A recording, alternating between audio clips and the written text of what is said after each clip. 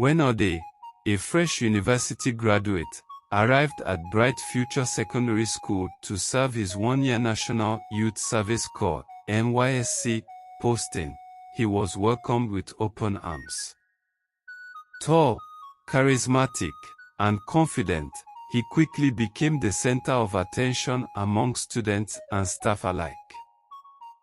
But soon, whispers began to ripple through the school community, whispers that would shake the foundation of trust within its walls. At first, Ode seemed like the perfect Corper. He was lively, engaging, and popular with the students. The female students admired him, drawn to his easygoing nature and the way he took a genuine interest in their academic progress. Teachers praised his efforts in the classroom, where he brought fresh energy to lessons.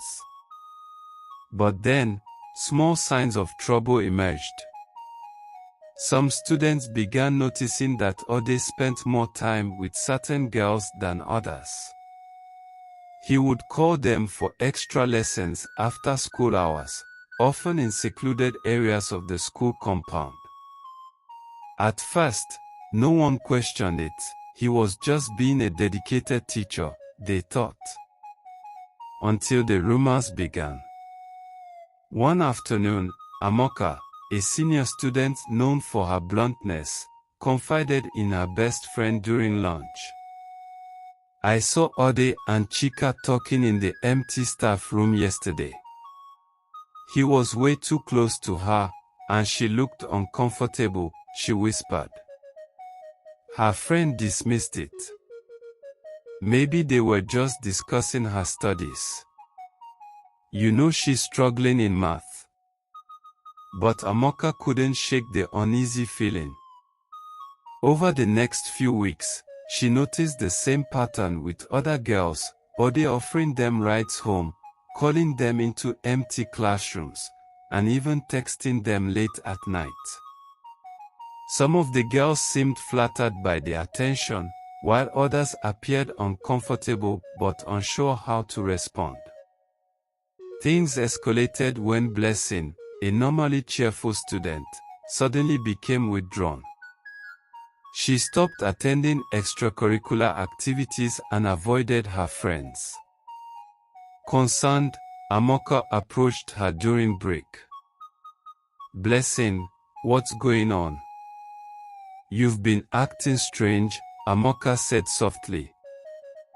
Blessing hesitated, then burst into tears. "I don't know what to do," she admitted. "Ode, he keeps texting me, saying things I don't like. He told me not to tell anyone." Amoka's heart sank. She realized the rumors might be true. Determined to get to the bottom of it, she encouraged Blessing to speak to someone in authority. Together, they approached Mrs. Necker, the school counselor. Mrs. Necker listened attentively as Blessing recounted her experience. It wasn't just Blessing, several other girls had similar stories. They described how they had manipulated his position of trust to get close to them, using charm to win their silence. Shocked and furious, Mrs. Necker immediately reported the matter to the school principal. The principal, a no-nonsense woman named Mrs. Okonkwo, wasted no time. She called an emergency staff meeting and informed the local government education authority, LGA, of the allegations. Ode was summoned and confronted with the complaints. At first, he denied everything, claiming the girls were lying to tarnish his reputation. But as more students came forward with evidence, text messages, photos, and detailed accounts, his defense crumbled. The truth was undeniable, and its once flawless image shattered. The school community, once enamored by his charm, was now unified in their outrage. For many, the betrayal cut deep, How could someone entrusted with the care and education of students exploit that position so blatantly? Mrs. Okonkwo acted swiftly, ensuring that the school maintained a safe and supportive environment for the affected students.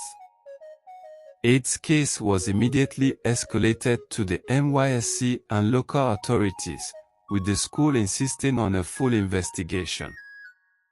Within days, Ode was relieved of his duties, and disciplinary proceedings began.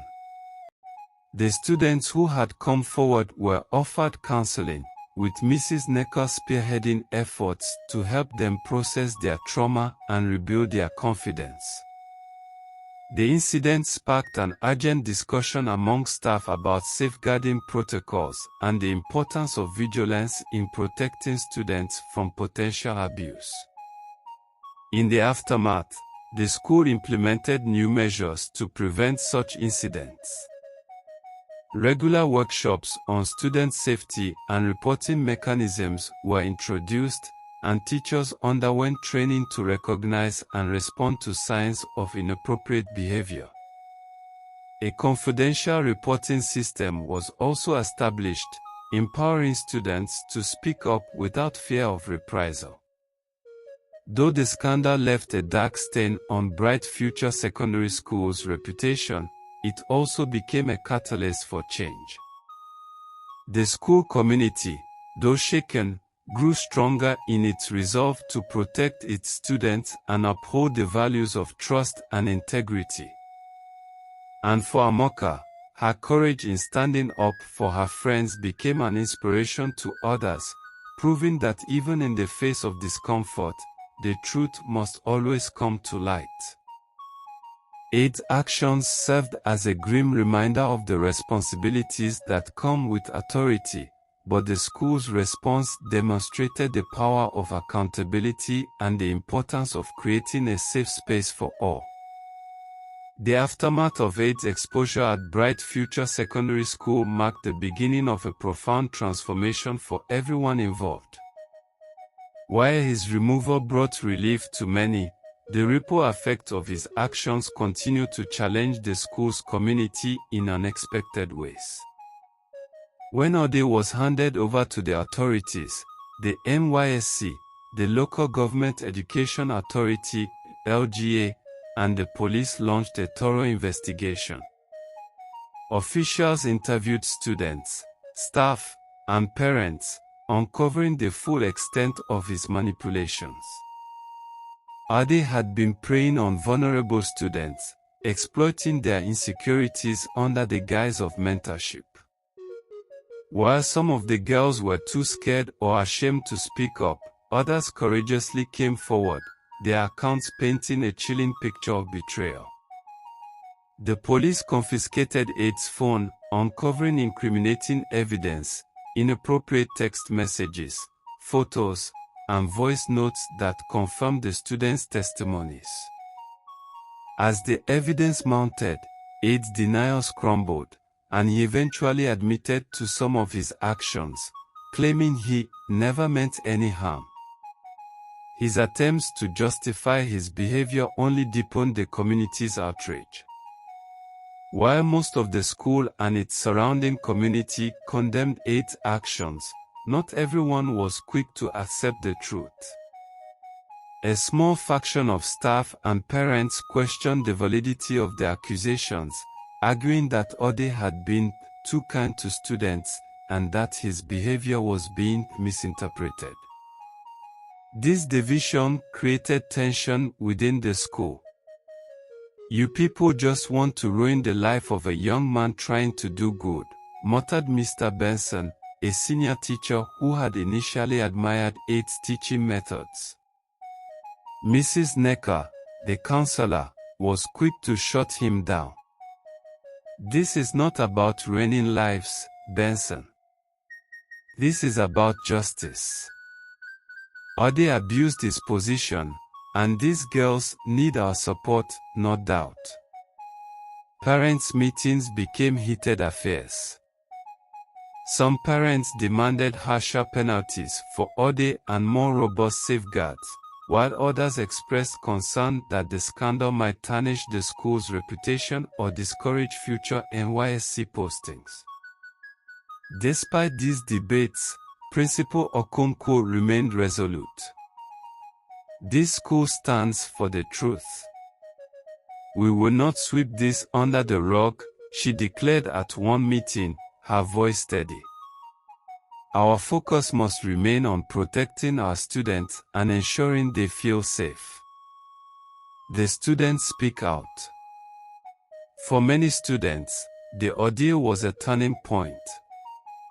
Amoka and Blessing, emboldened by their role in exposing Ode, became leaders in a newfound movement to educate their peers about boundaries and personal safety. The school allowed them to organize seminars and open discussions, giving students a platform to express their concerns and share experiences without fear of judgment. One such seminar, held in the assembly hall, was packed with students. Amoka stood at the podium, her voice filled with conviction. We have to understand that it's not our fault when someone crosses the line, she said. No one has the right to make us feel uncomfortable or unsafe, not even a teacher. Blessing shared her story next, her voice trembling but firm. Her bravery inspired others to come forward, and for the first time, the students felt a sense of solidarity and empowerment. As the case gained traction, local newspapers picked up the story. Headlines such as NYSC member accused of exploiting students and teacher's betrayal shakes bright future secondary school circulated widely. Aid's family, humiliated by the revelations, publicly distanced themselves from him.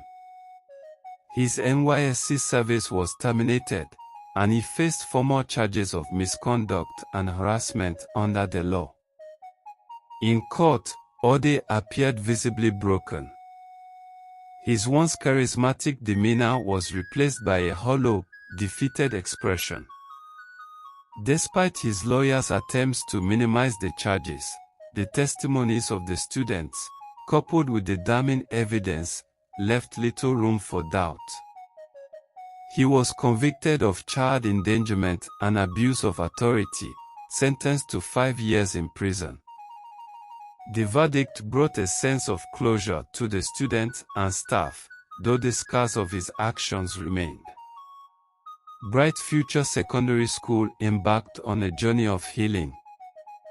The administration introduced a comprehensive child protection policy, ensuring that all staff and visitors underwent background checks.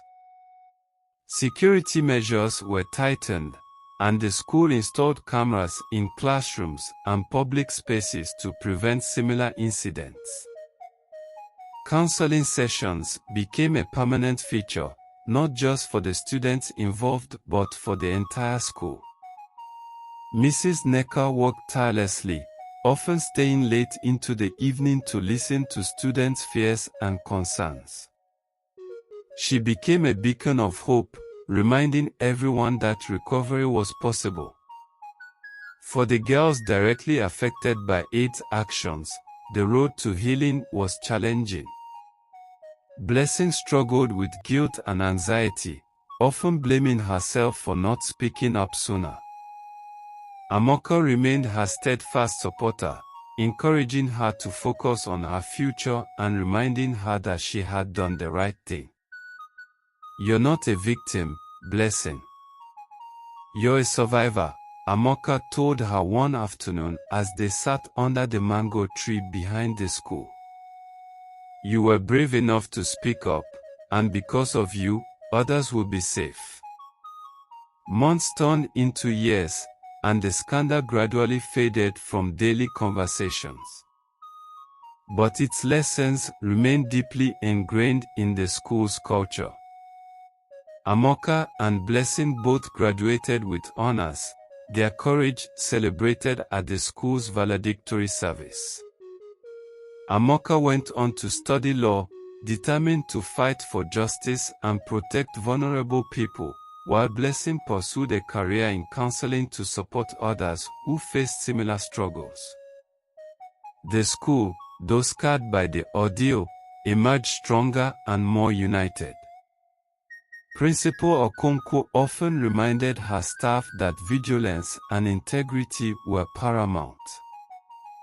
"This is not just about education," she said during one staff meeting. "It's about shaping a future where every child feels safe and valued." And so, Bright Future Secondary School lived up to its name, not because it was perfect, but because it had faced its darkest hour and chosen to shine brighter than ever. The story of Aid's betrayal became a cautionary tale, but the bravery of Amoka, Blessing, and their peers became an enduring symbol of hope and resilience.